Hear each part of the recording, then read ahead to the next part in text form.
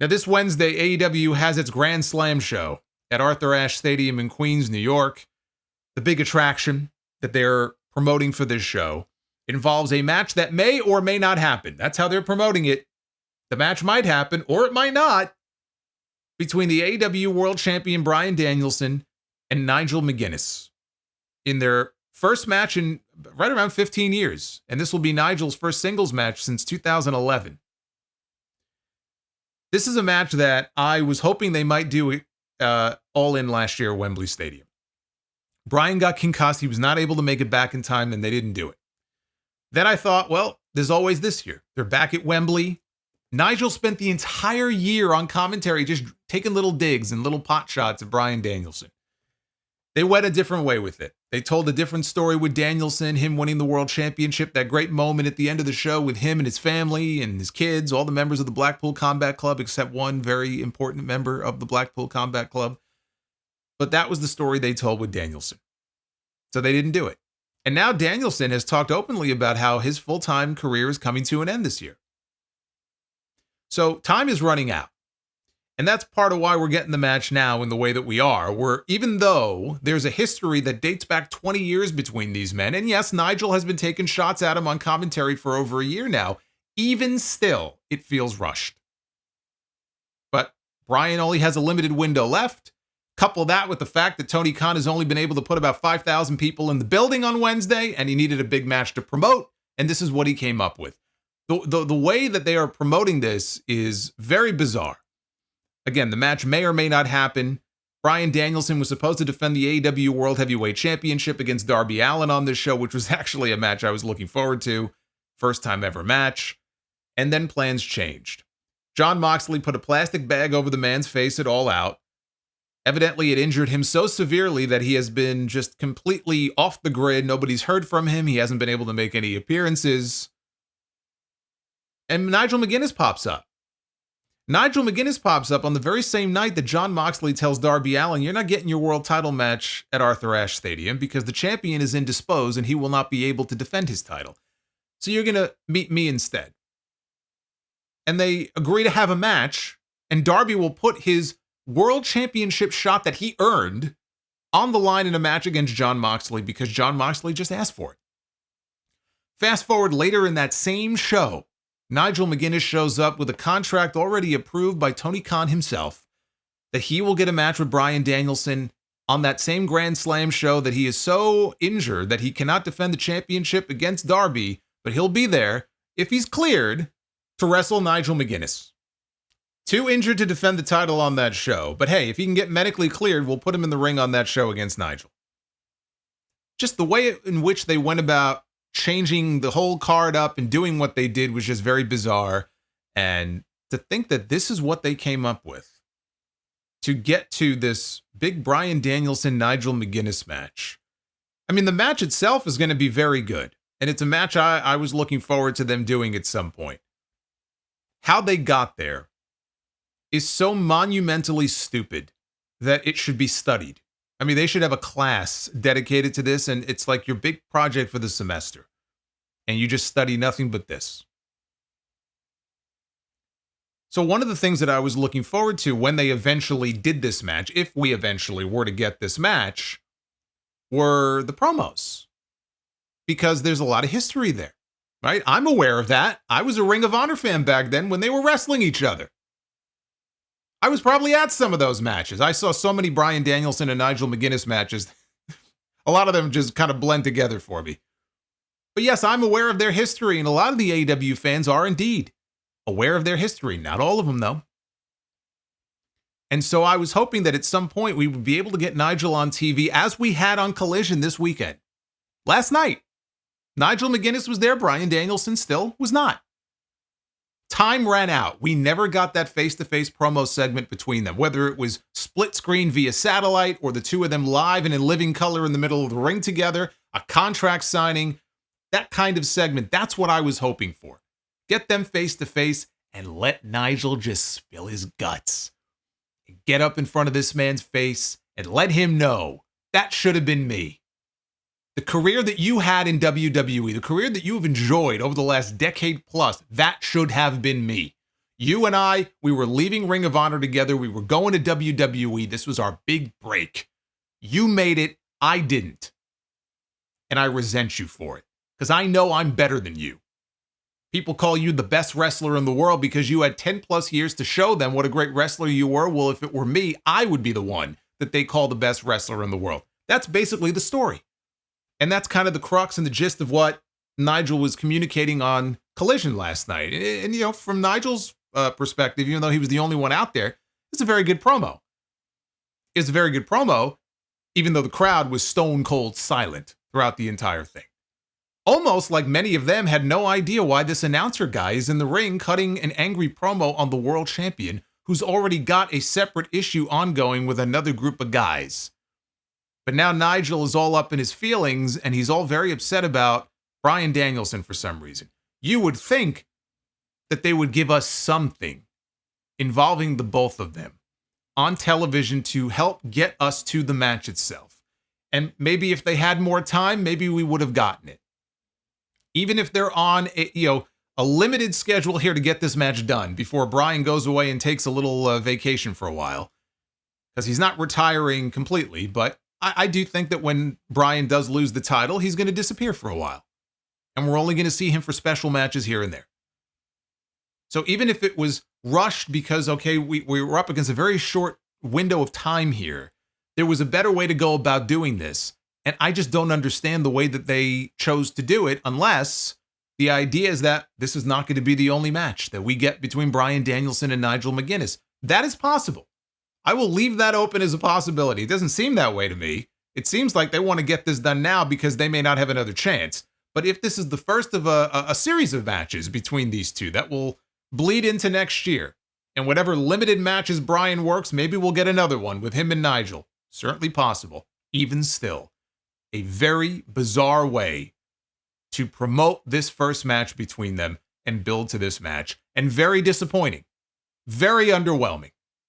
We didn't get one segment on TV involving these people. And all I had to do was go on social media and get responses from some people. And I see people commenting underneath the videos and saying, well, all you got to do is Google it. AEW just posted, by the way, an 11-hour video on their YouTube channel of nothing but Nigel McGuinness matches, including many of the matches he had with Bryan Danielson, which was very cool. They put that up there for free. You can go right now.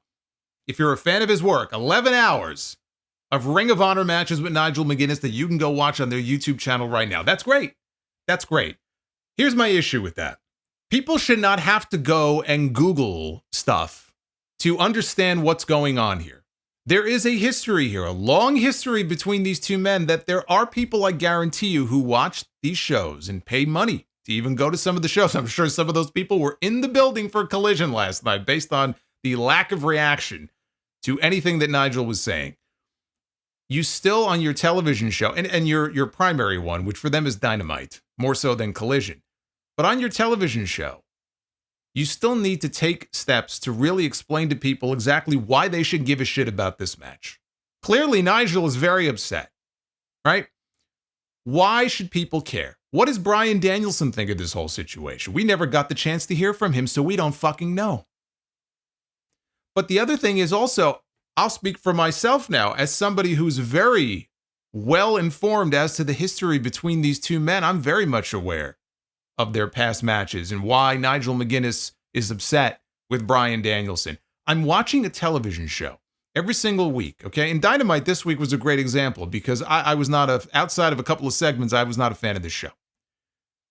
But I watch the television show every single week. And when I watch the television show, it's segments like the one that I'm describing right now, the face-to-face that we could have gotten with Bryan and Nigel, that make the shows fun.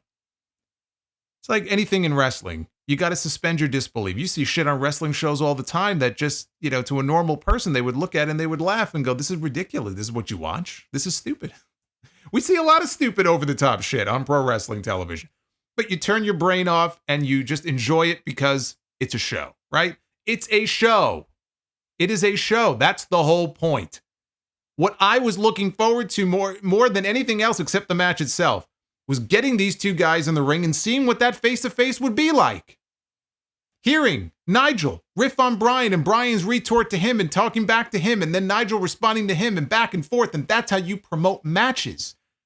The promos, there have been some kick-ass promos.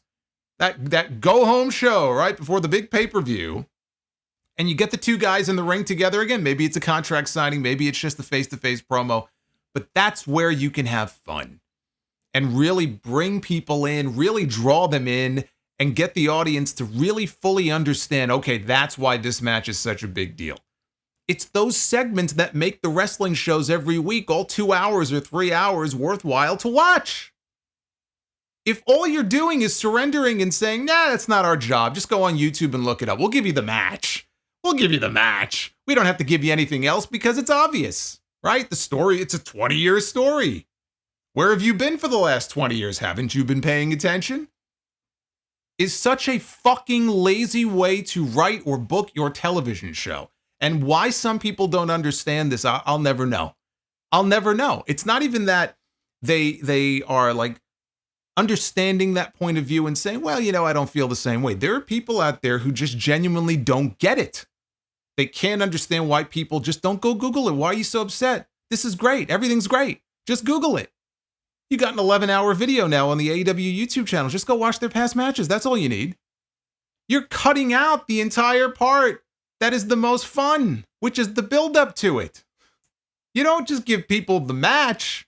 You got to give people everything that comes before the match, that leads up to the match. They're like jumping the line. They're just leapfrogging all of that and going right to the match. When I go to a restaurant, I don't just sit down and go, bring me my burger. I sit down, I'm like, oh, let me look at the menu here. I want an appetizer. Then we'll get to the main course. They're just completely cutting out the appetizer. They're completely cutting out the fucking breadsticks, the crackers, the pickles, whatever they got. Just bring me the fucking meal. Just give me the meal. Let's just get it over with so I can get out of here as quickly as possible.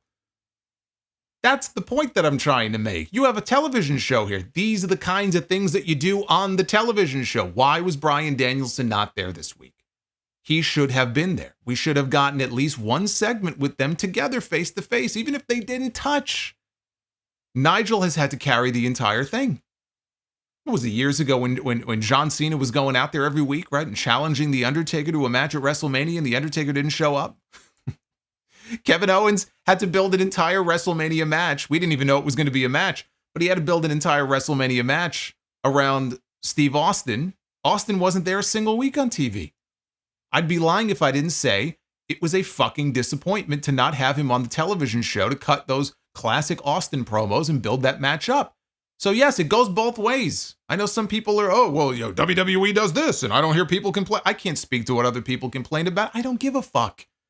But yeah, I'll take them to task for the same thing too. That's one of the first things that popped into my head when I was thinking of examples of this. Man, that would have been fucking great to get Austin on TV and really do a proper build-up. Obviously, Austin did not want to commit to that. That's too bad. That was a disappointment. And so is this. And if that bothers you or that offends you, I don't give a shit. What they did here was very disappointing, and this could have been so much more than it was. And it's so fucking lazy. So we may or may not get Danielson against McGuinness, which we will. And I have Danielson for the win. Jon Moxley is going to challenge Darby Allin for his AEW World title shot, presumably at Wrestle Dream. I've got Jon Moxley winning. I think Darby's probably losing his shot. Tag Team Championship on the line. The Young Bucks defend against Will Ospreay and Kyle Fletcher. Young Bucks are going to retain. We may finally get Don Callis and the Callis family turning against Ospreay. I'll get to Ospreay in a second, as far as his next big match coming up. Mariah May defends the AEW Women's World title against Yuka Sakazaki.